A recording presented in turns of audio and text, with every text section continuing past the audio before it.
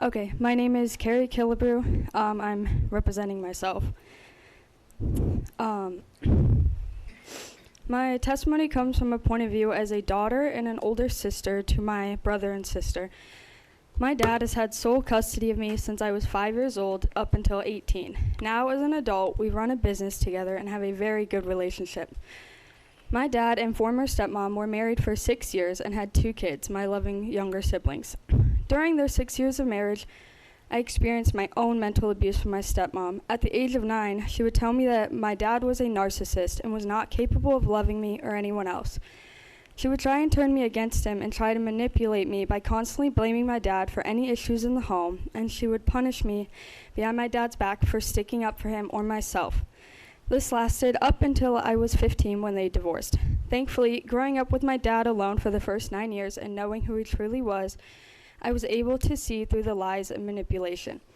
Since their divorce in 2015, my former stepmom has attempted to take my siblings away from my dad at least 5 times. Each time, she files and creates false narratives and states many false accusations with no proof. My former stepmom is a court-appointed forensic therapeutic supervisor who had previously testified at this last hearing that judges may order whatever they would like.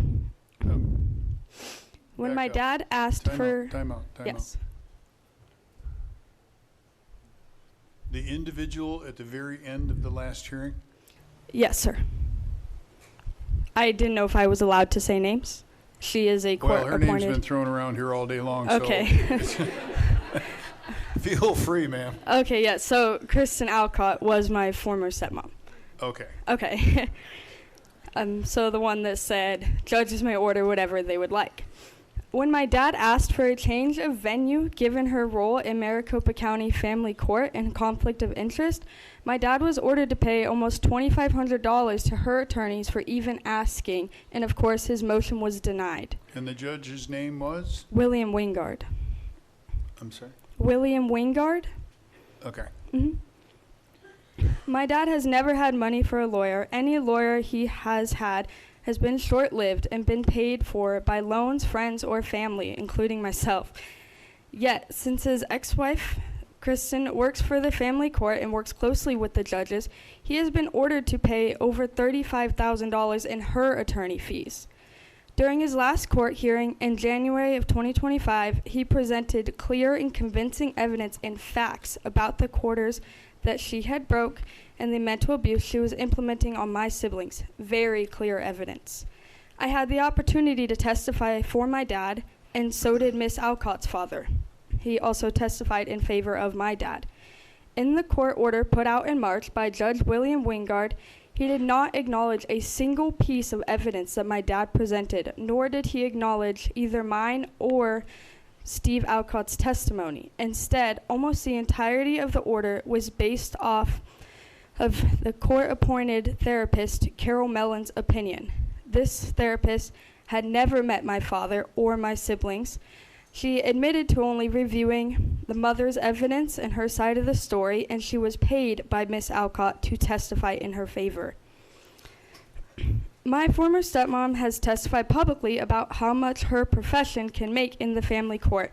If I remember correctly, it was around $150 to $400 an hour. Many people testified about how much money they have been ordered to pay her and others in the same profession. Despite this, and despite my dad's income proof showing he makes under $50,000 a year, he has been ordered to pay her $1,500 a month in child support, which they know that he does not have. The judge ignored the fact that she has reported my dad to CPS 5 times with no evidence and all reports coming back clear. I myself have been interviewed by them multiple times, even as an adult.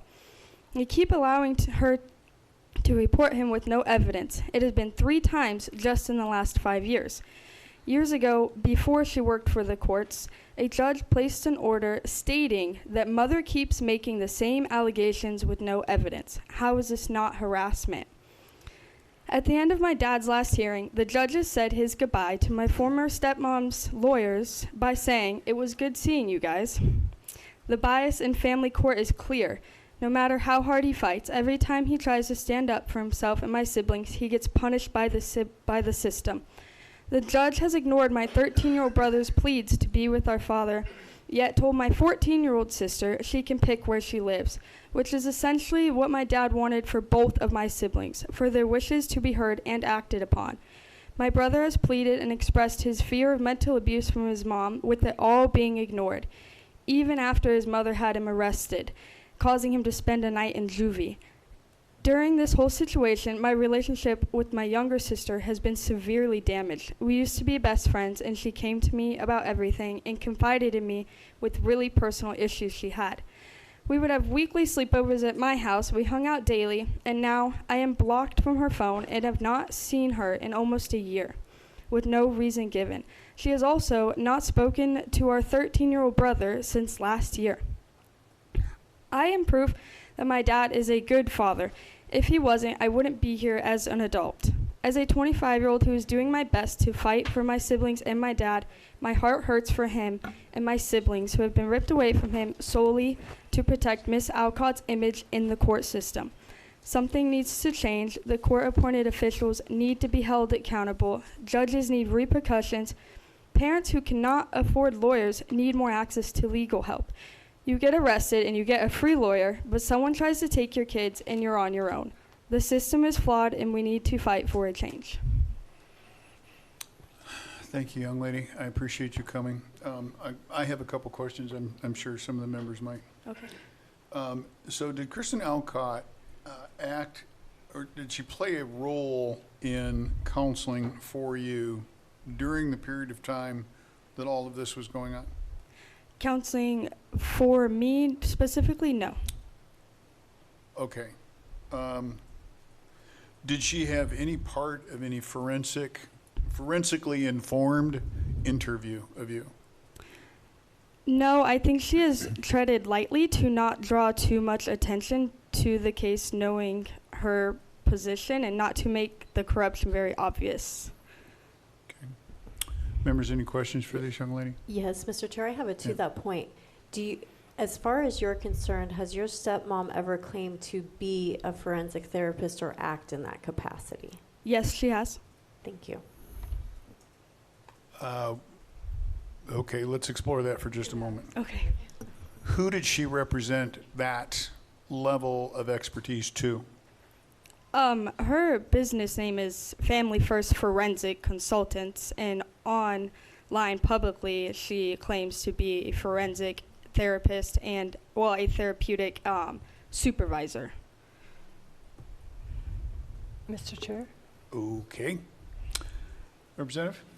And so your stepmom, has she, I mean, she says she has this forensic business. Is she trained? Does she have any degrees or anything like that that would substantiate that position?